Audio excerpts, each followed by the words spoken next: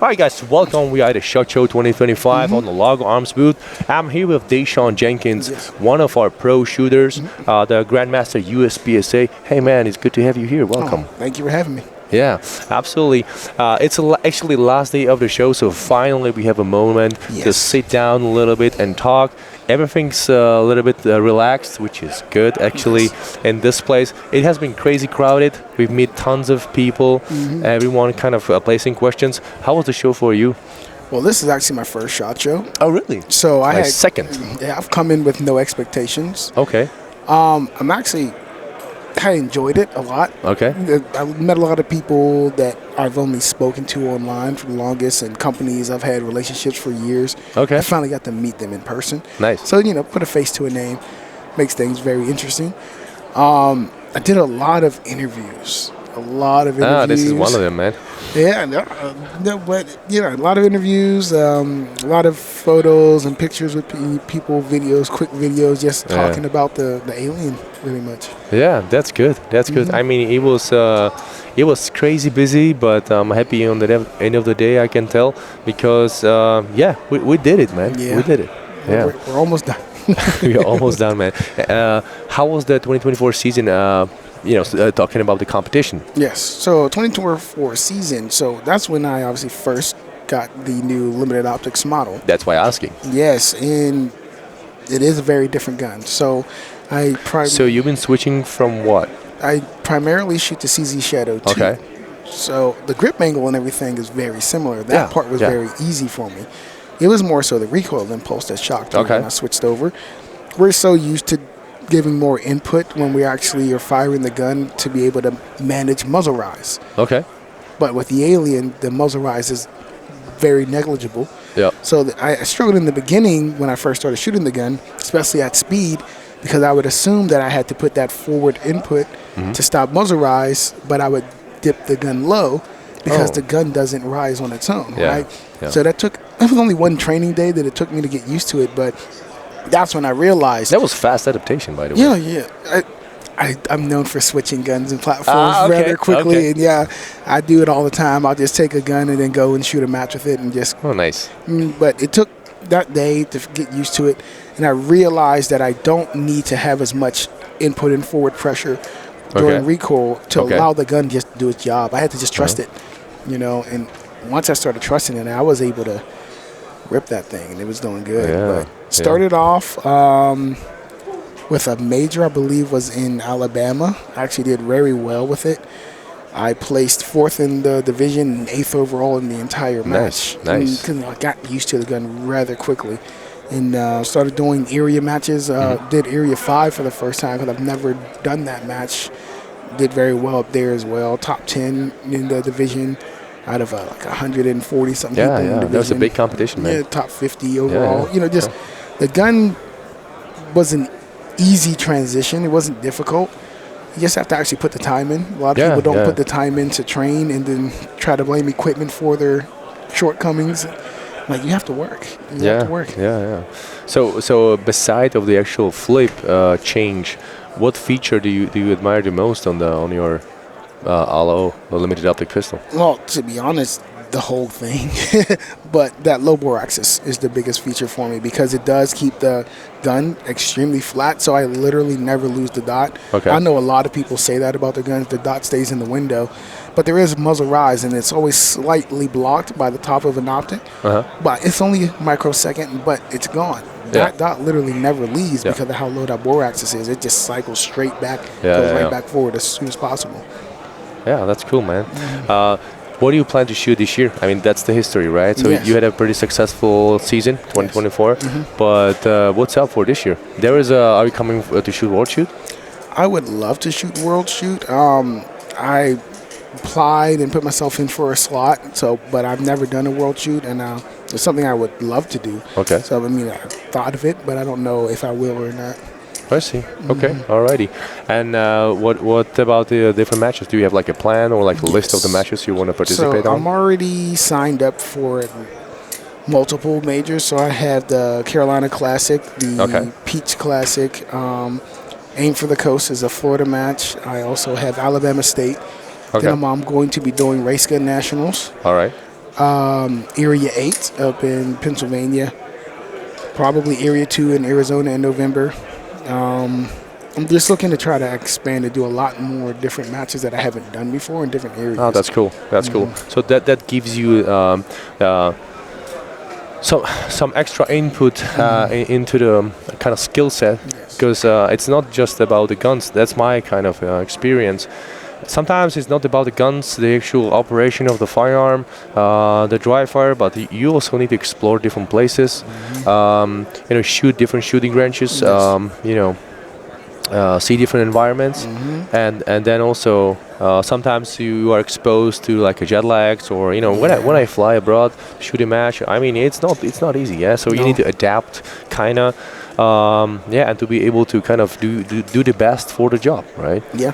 Yeah, that's about it. I love doing it because you go against different competition. When if you stay in the same area, you shoot against the same people all the time. That's right. And I've never shot in the West Coast. The furthest I've ever gone is Texas. Okay. And that was a different competition. Different level of, different skill set, different level design, of shooting, different well. design. Yeah. The different designs of stages. The way they look at stuff in different areas, I didn't realize that was a thing, right? 'Cause I stayed in the same East Coast the whole time. Yeah. But we went around shooting in different places, let you know, you need to explore a little bit. Yeah, you need to step out of the comfort zone, right? But you told me that you have a background from the police. Is it right? So not police, but I was in law enforcement, public safety officer, and private protection. And I did that downtown Atlanta for 5-6 years. Okay. So I used to patrol in the big city by Fox Theater, Georgia Tech, and all those big places down there. I did that for 5 years, and I carried a gun for work for that. I see. And I worked. We were partnered with Atlanta Police Department, so we patrolled with them, same vehicles, and just responding to calls just like police officers. I see. So we did a lot of the exact same things, but it was a lot more consistent because we were in a very small area. Our zone wasn't as large. It was a 1.4 square miles that we patrolled. Okay. So we literally handled everything in that small area. I see. All right. So you've been into a lot of kind of action, right? Over there. Yes, unfortunately, but I have. Yeah. I mean, it's part of the job, because you are the actual person responsible for the problems or for these kind of issues, right?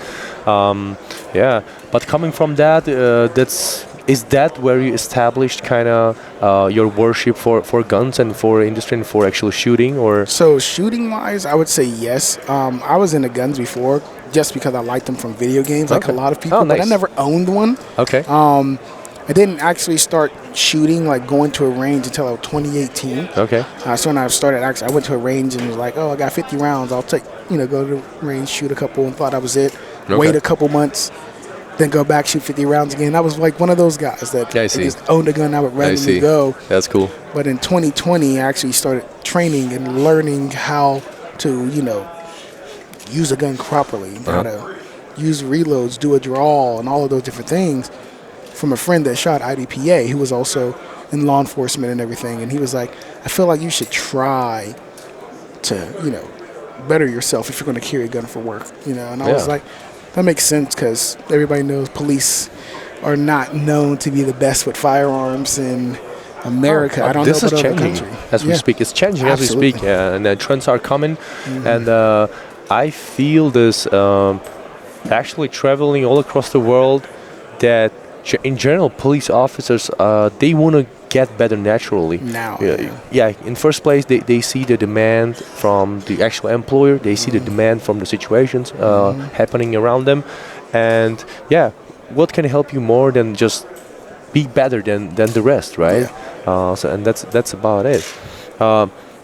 But that's also like a topic which leads me to the product we were introducing this show, which is just oriented about the performance. Yes. So it's hard to tell if the performance was like a number one concern or number one topic for this particular model, but we claim that this is the best performing compact pistol ever made. Yes. Would you confirm that? I would. I've owned a lot of compact pistols, and I actually used to shoot them in competitions from concealment and things of that nature. Oh, that's cool, man. I do that just because if I'm going to carry it, I want to be able to perform with it. So I go and test my gear, like I think most people should do. Yeah. And when I shot this for the first time, I was very surprised at how similar it felt to the full size. I would say even slightly better. It's kind of strange. That's what Michael Stepan said. Okay. So being part of the development and testing of the firearms, because Laugo Arms is a very small company, just 40 people, and so we have to multitask, which I kind of like, Yes. because sometimes you are stuck in the office, sometimes you need to do a lot of emails, you travel sometimes, so it's good to be taken to the range, and once you can give like your input and your opinion to the development team, it helps, It does. right? And you also enjoy like working with different people, etc., etc. But Michael said that he can imagine himself switching to Remus for his competition season. I mean, for his competition kind of efforts, right? Oh, yeah, because I know he shoots the iron sight, so that would still be... Oh, yeah. I can see that. Yeah, because the muzzle race is a little bit higher, a little bit. So we did the testing. So it's on the TV all the time. It's on the YouTube as we speak as well, but it's still super fast. So it's very natural to to shoot rapid, or to perform double taps. So it's actually very fun to shoot, and you want to naturally go faster with that. Yes. You just start with one like bang, and then like, all right, that was flat, and then like bang, bang, bang, bang, bang, bang, and you ended up with freaking blasting over the place, But also the accuracy is very good. Very good. I'm happy to say that we can claim like a PCC like accuracy. Well, doesn't the fixed barrel, aid in that? You know what I mean? Like the non-tilting, non-lifting barrel action. Yeah. Like it's fixed. It doesn't move. So if you point it, it's going to go there. You know what I mean? I think that makes a big difference. The stability is there. Yes. Yeah, it's really awesome. All right, man. Well, thank you. Thank you for joining me for this conversation. It was a pleasure.